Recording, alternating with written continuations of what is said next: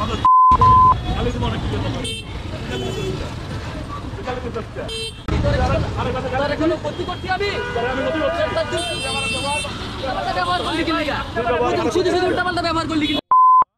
চিনো আমার 2 গাড়িতে গালাগালি শুরু হচ্ছে ধরতে পারলেন না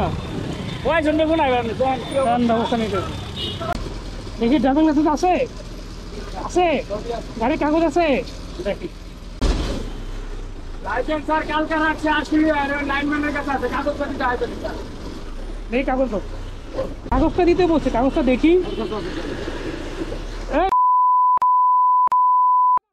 এতক্ষণ ভালো মতো কথা গায়ে লাগে না আপনার একটা ট্রাফিক সিগন্যাল বেন্ড করে পুরো রাস্তাটাকে ব্লক করে দিয়েছে ওর কাছে কোনো ডকুমেন্ট কোনো কিছু নেই। এই শহরে আমরা যারা চলছি তারা কি কারণে এত যে অধৈর্য হয়ে যাচ্ছি আর কিছু না কিছুতে আমরা সবাই মারামারি লেগে যাচ্ছে মানে সবার মাথা খুবই গরম। আর আরেকটা বিষয় আমি সবসময় বলে রাখি যে রাস্তায় যদি কোনো কারণে কারোর সাথে লেগেই যায় বা কারো কোনো ক্ষতি হয়ে যায় অবশ্যই সবার আগে আপনাকে নমনীয় হয়ে সরি বলা উচিত, কারণ একটা সরিতে সকল সমস্যার সমাধান কিন্তু প্রথমেই শেষ হয়ে যেতে পারে। এই যে দেখেন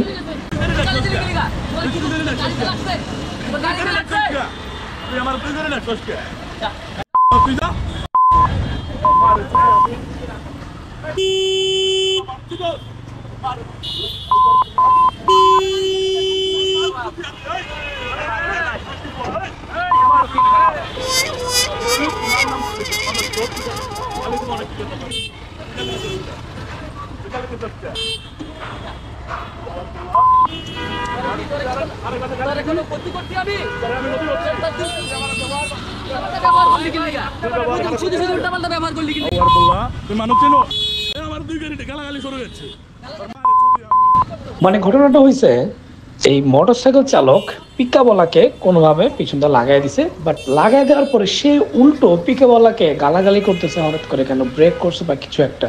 আমাদের সবার কিন্তু এই ধরনের জ্যামের মধ্যে একটা নির্দিষ্ট দূরত্ব মেনটেন করে চলাচল করা উচিত। কিছুদিন আগে দেখেছেন যে রিক্সাওয়ালা দূরত্ব মেনটেন না করার কারণে ধুম করে সে আমার পিছনে লাগাই দিছে। আর এই ধরনের মোটরসাইকেল চালক অনেক সময়ই বিভিন্ন হেনস্থার শিকার হয়, কারণ তারা যদি নিজেদের দোষটা স্বীকার করতে পারে তাহলে কিন্তু সব ধরনের সমস্যার সমাধান হয়ে যায়, সেটা মোটরসাইকেল চালক হোক আর রিক্সা চালক আর প্রাইভেট কার চালক হোক। পুরোটা শহর একটা মানে বিষাক্ততায় ভরে গেছে সব দিকে, মানে কেউ কারো কথা শুনছে না, কেউ নিয়ম মানছে না, রাস্তায় জ্যামের পর জ্যাম, আমরা বসে আছি। কি কারণে জ্যাম লাগছে তা কিন্তু আমরা অনেকেই জানি। এই যে এখানে একটা নমুনা দেখেন, এই যে ট্রাকটা বাঁকা করে একটা রাস্তা বন্ধ করে রাখছে, পুলিশ তাকে অনেক চেষ্টা করেও মনে সরাতেও পারছে না, অনেকক্ষণ ধরে তো পুলিশ ট্রাই করছে কিন্তু পারতেছে না।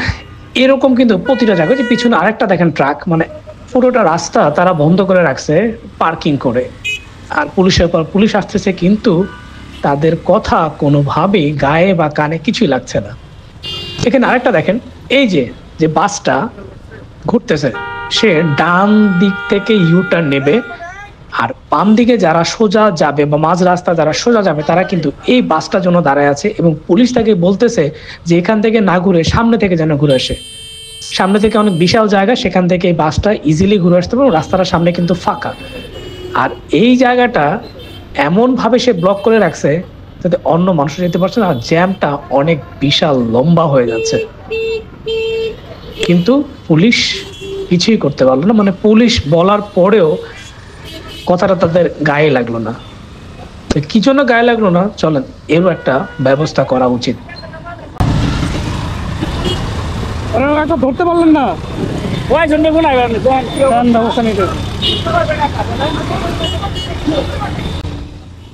সোজা আঙ্গুলে যদি ঘি ওঠেই না, তো ওরও একটা ব্যবস্থা করা উচিত।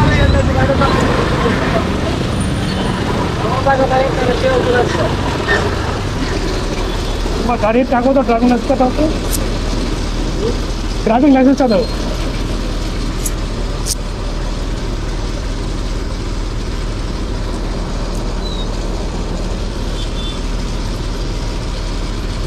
দেখি ড্রাইভিং লাইসেন্স আছে আছে গাড়ির কাগজ আছে দেখি।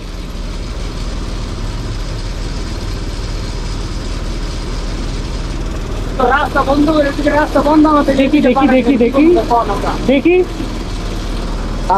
ড্রাইভিং লাইসেন্সটা দেখি, দেখো রাস্তা বন্ধ করেছি আমরা এখানে। দেখো দেখি রাস্তা বন্ধ করে দিয়েছেন দেখি, এর নামের লেখা। আমি বলছি দেখি, আমি দেখছি তো।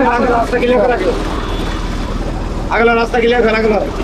এতক্ষণ ধরে ড্রাইভিং লাইসেন্সটা চাইতেছি, কোনো পাত্তাই দিল না। ওয়েট, রোজা রমজানের দিন ওর সাথে আমার গ্যাঞ্জাম করা কোনো লাভ নেই। রাস্তায় প্রচণ্ড রকমের জ্যাম, অফিস যাইতে হবে, কিন্তু ওরে আজকে একটা ব্যবস্থা করে যাব। চলো।